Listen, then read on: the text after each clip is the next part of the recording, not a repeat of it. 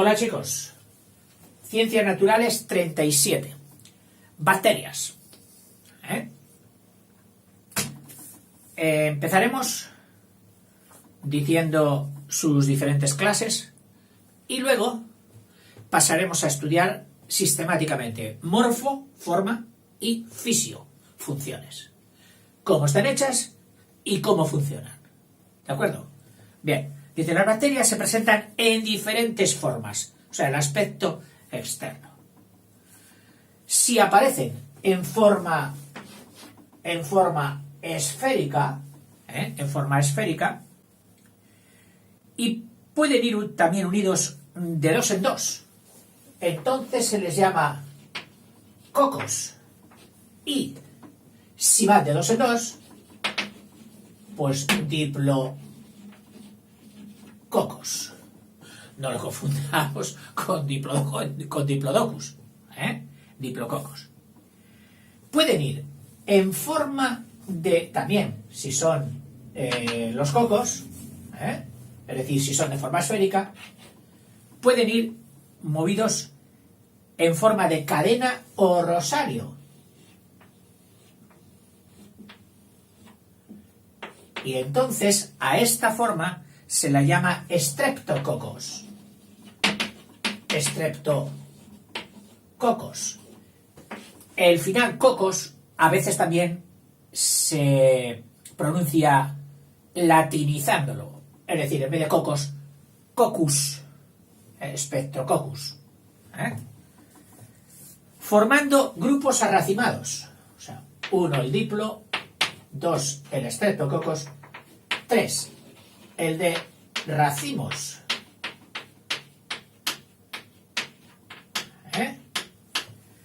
El de racimos, que son los estafilococos.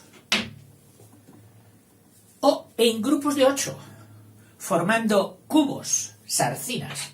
Es decir, si forman cubos, es que estaría uno aquí, otro aquí, otro aquí, otro aquí, aquí, aquí y aquí. Es decir, formando entre 8, que si los miras bien, interiormente, si unes sus centros, darían el cubo. Esto es lo que se llaman sarcinas. No sardinas. Puedes acordarte por sardinas para ir sarcinas, los grupos de 8. Bueno, estos serían los redondos. Perdón, los esféricos. Luego, hay otros que van en forma de bastón. Sí, en forma de bastón. Y como bastón en latín se decía bacillus, hay quien lo escribe con doble L y hay quien lo escribe con una, nosotros vamos a ponerlo castellanizado, serían los bacilos en forma de bastón. Los vibrios tienen forma de coma y más pequeños que los bacilos.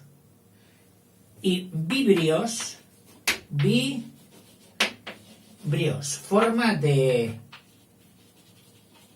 coma, de comita, así. Los espirilos, 3, es decir, 1, 2, 3, espirilos, que ya la palabra nos dice que tiene que ser en forma de espiral, o hélice, espiral o hélice. Y también en forma de hélice, pero menos acusada, es decir, no tan visible, es decir, una cosa pues que sería así, por ejemplo, menos acusada, que se nota menos que sean unas hélices, están las espiro, que también empiezan por espiroquetas. O sea, el mundo de las bacterias por su forma y su tamaño. Esféricos. Si van de 1, pues serían cocos. Si van de 2 en 2, diplococos. Si van en rosario, streptococos. Si van en racimos, estafilococos. Y si van en 8 formando un cubo, sarcinas. Y luego, si ya no son esféricos, que son de otras formas, forma alargada. y dobladas en la última parte como si fueran un bastón, bacilos. Las comitas, los vibrios. Los espirilos, los de una hélice muy definida, y de otra hélice menos definida, las espiroquetas. El tamaño, en realidad, es muy variable. Los bacilos más corrientes suelen medir entre 5 y 10 micras. Entre 5 y 10 micras. Recuerda que la micra es la millonésima parte del metro. Eso de largo. Y de ancho entre 1 y 2. Y de ancho, o sea, esto es de largo, y de ancho entre 1 y 2 micras, que se pone ahí con la mi latina, la m, griega. Dimensiones parecidas, pues, por ejemplo, a las de una mitocondria, que era ese orgánulo de una célula eucarionte. Es para comparar el tamaño de las bacterias con el tamaño de las células, aunque sean unas, pero grandes, imponentes, con muchos orgánulos, las las buenas, las señoras. No tiene que ver nada en cuanto a tamaño. Los eucariontes son muy grandes comparadas con las bacterias. Entre las bacterias más pequeñas se hallan los cocos, y en especial algunos que, por ser todavía más pequeños de los pequeños, se les llama los micrococos. Bueno, morfología. Hemos visto su tamaño y forma. Ahora, morfo, es decir, su estructura. ¿De qué están hechos? ¿Y qué partes tienen? Porque, a pesar de ser pequeños, seguro que los biólogos han descubierto en ellos multitud de cosas. Dice, en cada bacteria podemos distinguir en cada bacteria, pared celular.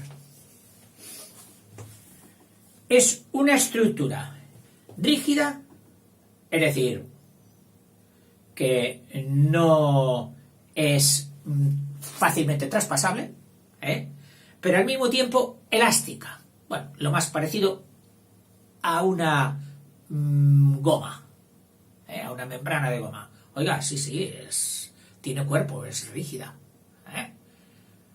pero al mismo tiempo es elástica. Podemos estirarla, podemos ondularla,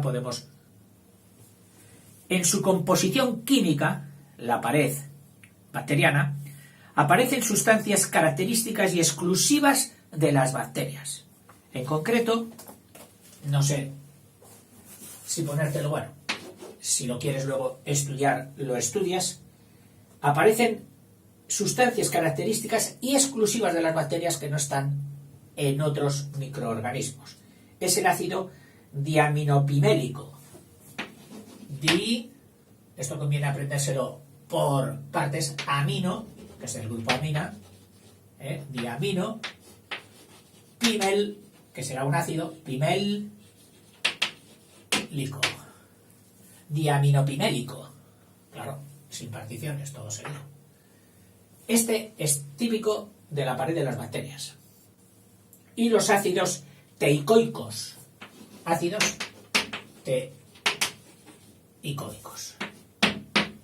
en la pared de las bacterias.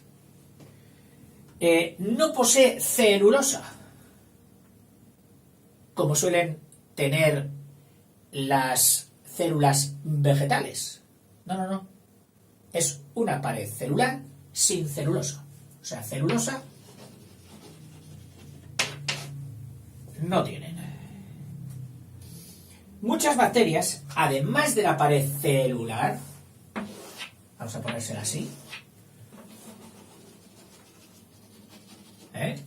esta sería la pared celular, además de la pared celular, poseen una capa envolvente, es decir, por fuera, una capa envolvente muy gruesa en relación con el tamaño de la bacteria. Vamos, que si una bacteria, por ejemplo, fuera esto, un coco, pues a lo mejor el recubrimiento, la capa envolvente, sería así. Se denomina cajita. Hombre, cajita, profe, tienes razón. Es que es una palabra latina, pero que significa cajita. Porque capsa era caja y cápsula, por acabar en el diminutivo ula, significa cajita. Es decir, imagínate ya estas bacterias metidas en la cápsula, en su cajita.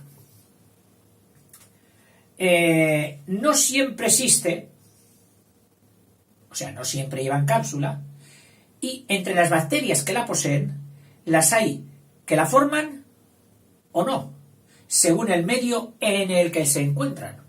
Es decir, la misma bacteria puede tener cápsula o no, dependiendo de en qué medio se encuentre. En un medio rodeado de tales cuerpos químicos tal, ella desarrolla cápsula.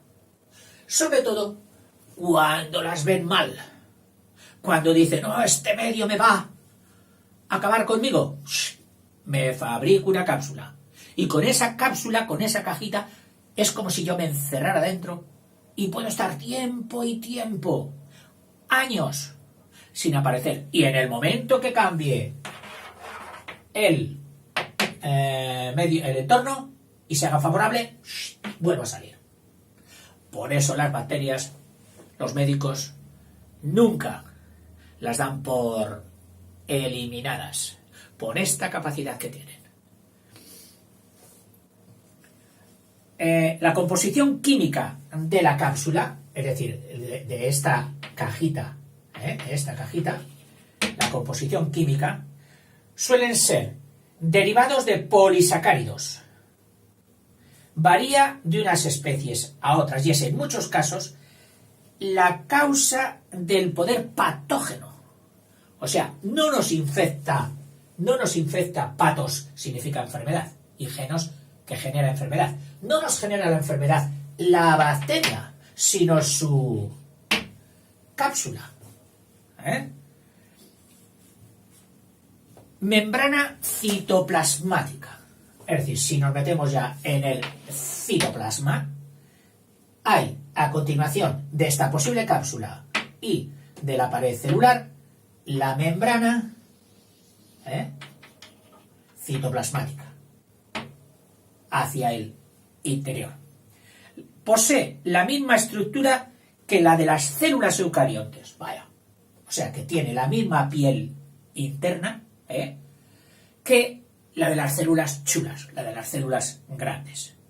Y suelen estar hechas de dos capas de proteína, es decir, si esto lo hacemos un poquito más grande, proteína, proteína, proteína, proteína, y en medio una capa de lípidos, de grasas. Vamos a poner lípidos o grasas. O sea, todo esto sería la membrana citoplasmática. Proteína, proteína y lípidos. Entre las propiedades que presenta esta célula, esta membrana citoplasmática, dice, podemos citar estas. Primero, presenta una permeabilidad selectiva. Permeabilidad, que significa capacidad de traspasar. Permeable es lo que se puede traspasar de parte a parte. Impermeable es lo que no deja pasar. Nuestra madre nos ponía el impermeable ¿para qué? Para que las gotas no traspasaran y nos mojaran dentro. Eso es la permeabilidad, la capacidad de traspasar. Bueno, pues dice que esta membrana citoplasmática tiene una capacidad de permeabilidad selectiva. Es decir, que selecciona lo que deja pasar a través de ella. Tú, no, tú no pasas. No, tú sí, pasa, dentro. Es decir, tiene una permeabilidad selectiva. Dentro de ella, tiene lugar la biosíntesis, es decir, la sintetización, la fabricación de determinados componentes para sus externos, para la pared celular y para la cápsula. Es decir, aquí se originan ya dentro de esta membrana, se originan sustancias para hacer la pared celular y sustancias para hacer la cápsula. En ellas se producen también, fíjate qué cosa más curiosa, se producen también las reacciones de la respiración. Es decir, esta membrana es el auténtico pulmón. No solo es una barrera y no solo es un laboratorio que produce, sino que es también un pulmón que respira y que produce, por lo tanto, energía. En los eucariontes no, en las células eucariontes eso era responsabilidad de aquellos motorcillos generadores de energía que llamábamos las mitocondrias. Pues aquí, como no tienen mitocondrias, ¿dónde se hace la función de respiración? En la membrana celular. Dice que se hace en unas... porque aquí, claro, aunque te parezca que estamos entrando en profundidades, ¿qué va? Todavía hay muchísimas más cosas. Y dice que esta actividad de la respiración se hace en unos corpúsculos no muy bien estudiados, quizás ahora ya se ha estudiado mejor, que eran los mesosomas. Que sí que te puedes quedar con ello porque somas es cuerpo y mesos, pues de el intermedio, del medio. Unos mesosomas, que estarían por aquí, que son los que realizan la respiración. Además de la membrana, ya hemos visto la pared celular, que no tenían celulosa, que podían tener cápsula, y hemos visto la membrana citoplasmática. Bueno, pues ahora vamos a ver sus aparatos de locomoción, que son los cilios, que esto ya lo sabías, o pestañas, y los flagelos. La ultraestructura de los cilios, es decir, si cogiéramos una pestañita de esas que salían de la membrana, y flagelos bacterianos, difiere notablemente de la que presentan los cilios y flagelos de los eucariontes. Es decir, si esta célula, la bacteria, tiene cilios o tiene flagelo, que era el látigo aquel, su estructura, es decir, de lo que están hechos, no es como las de las células nobles, como las de las eucariontes.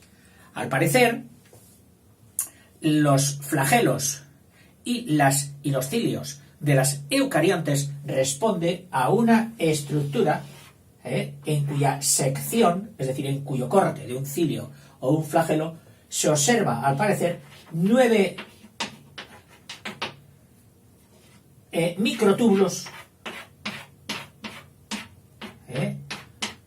o estructuras lineales, y en el interior 2.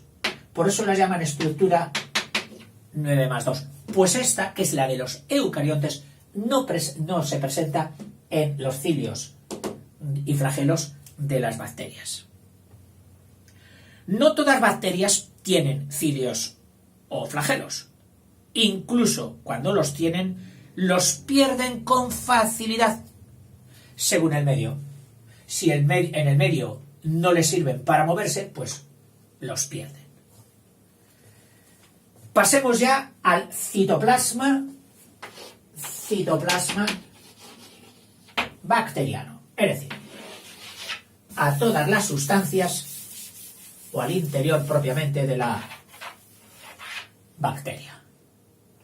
Hemos visto, digamos, sus cerramientos y sus medios de locomoción. Vamos a ver su interior. El citoplasma de las bacterias presenta gran simplificación estructural. Menos mal, vamos a tener suerte. carecen de la mayoría de los orgánulos. Es decir, no tienen ni el retículo endoplasmático, aquel que llevaba como polvitos agregados los ribosomas, no. Ni aparato de Golgi, ni mitocondrias, que eran las de la respiración, ni centrosoma, que estaba destinado a la reproducción, a hacer aquellos hilos, ni plastos. No, no tienen nada de eso. Los únicos orgánulos que tienen son los ribosomas. Ribosomas, que son los que producían el ácido ribonucleico. Dice, de menor tamaño, eso sí, más pequeñitos que los de las células eucariotes. Al carecer de retículo, donde normalmente los eucariotes iban adheridos como polvillo, pues estos ¿dónde están? Pues diseminados por todo el citoplasma. Ojo, otra cosa. Inclusiones granulares.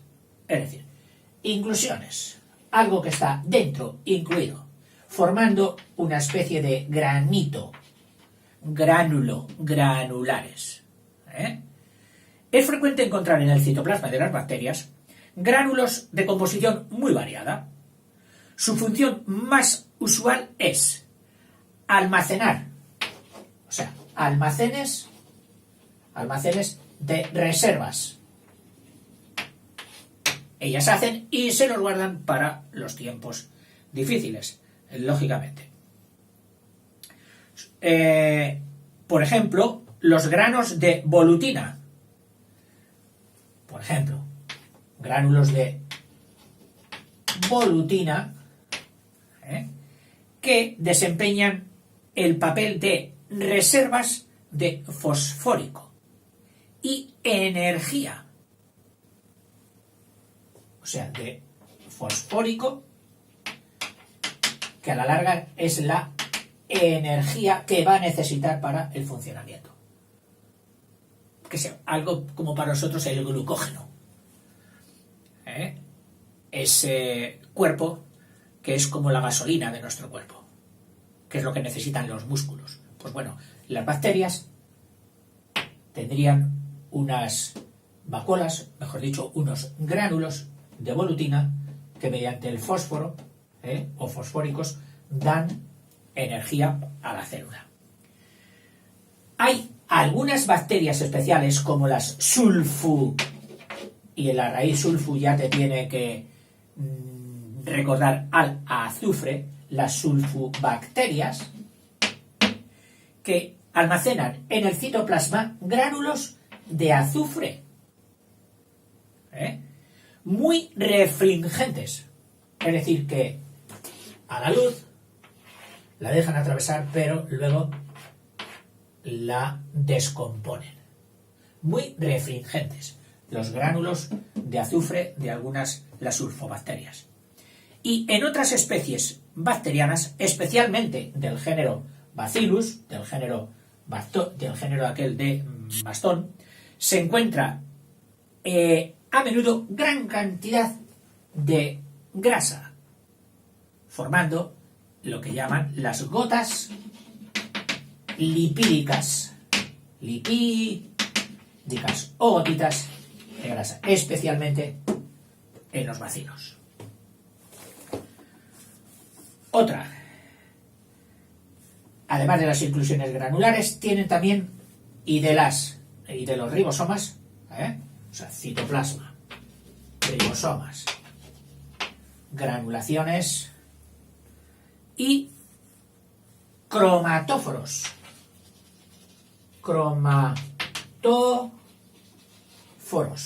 Que por la palabra, antes de leerlo, ya sabemos que foros es que llevan, y cromatina.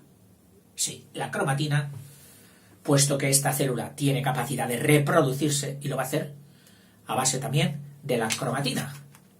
¿Formando cromosomas? No sé. Vamos a ver. Dice, son estructuras fotosintéticamente activas. Es decir, que producen fotosíntesis a base de la luz. La luz es la energía para que ellas desarrollen síntesis, trabajo químico de fabricación de otras sustancias. Difieren de los cloroplastos, que eran típicos de las células eucariontes, no solo en su estructura, sino también en los pigmentos fotosintéticos que contienen. En los cloroplastos contenían la famosa clorofila. Aquí no. Por ejemplo, las bacteriosclorofilas, de composición química diferente a las clorofilas de las células vegetales eucariontes. O sea, aquellas tenían clorofila y estas tienen bacterioclorofilas. Alguna manera de decir clorofila, el nombre se ha consagrado para las EU, pues vamos a hacer otro nombre para la clorofila que llevan las bacterias. Y bien simple ha sido la elección, de llamarlas bacterioclorofilas, de composición química diferente. Otro, el cromosoma bacteriano. Es decir, si tenían cromatina, van a tener cromosomas bacterianos. Las bacterias carecen de membrana nuclear, importantísimo. Es quizás una de las características, si no la más importante, que les diferencia de los eucariontes, de las chulas. Las chulas tienen un núcleo muy decisivo, dentro de ellas el núcleo, y al tener muy decisivo le han hecho una membrana, la membrana nuclear o nucleótica. Las bacterias no. Y si las funciones del núcleo era mantener aislados, en lugar de excepción, protegidos a los cromosomas y a la cromatina, aquí, al no tenerla, ¿por dónde va a estar la cromatina? Pues distribuida. Oiga, ¿y entonces el cromosoma qué? ¿O los cromosomas? Pues dice,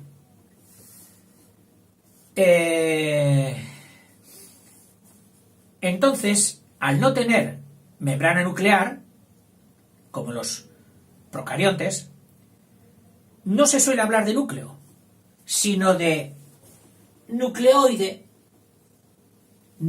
bacteriano. Es decir, una masa un poquito más compactada que no está aislada claramente por una membrana, y entonces se le llama falso núcleo bacteriano. Falso se consigue con un sufijo, que es el sufijo oide. A veces también en vez de falso se puede decir parecido a, oide. Le pones núcleo delante, y ya tienes el nucleoide, un falso núcleo de las bacterias. Nucleoide bacteriano. Tienen un solo cromosoma, con las siguientes características. Es decir, solo tienen, podríamos poner aquí, el nucleoide no tiene núcleo, sino un nucleoide o falso núcleo, y tienen un solo cromosoma con estas características. Primero, es una doble hélice,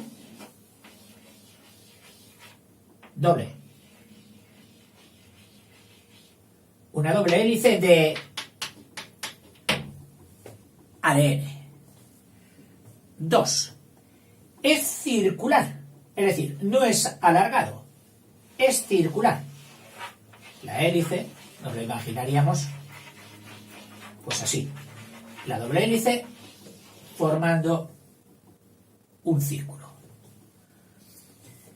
con longitud de hasta 1 milímetro en algunas especies. 1 milímetro en algunas especies. Yo creo que la longitud no puede ser esta, sino la suma. Es decir, tú coges el hilito que harías de las dobles hélices, y en total sería 1 milímetro. Claro, para unos cuerpecitos cuya anchura iba de la micra, que es la milésima parte del milímetro, esto es una longitud muy considerable. Y por último, es desnudo el microsoma, es decir, no posee proteínas asociadas a la molécula que la aíslen, que la diferencien de los demás. O sea, no tiene proteínas asociadas a la molécula de ADN como sucede en los cromosomas de las células nobles, de las eucariontes. Y hasta aquí hemos hablado de la forma de las bacterias. En el vídeo siguiente vamos a empezar con su fisio, con sus funciones. ¿Qué hacen las bacterias? ¿Son tan malas como dicen? Yo creo que no. Hasta luego.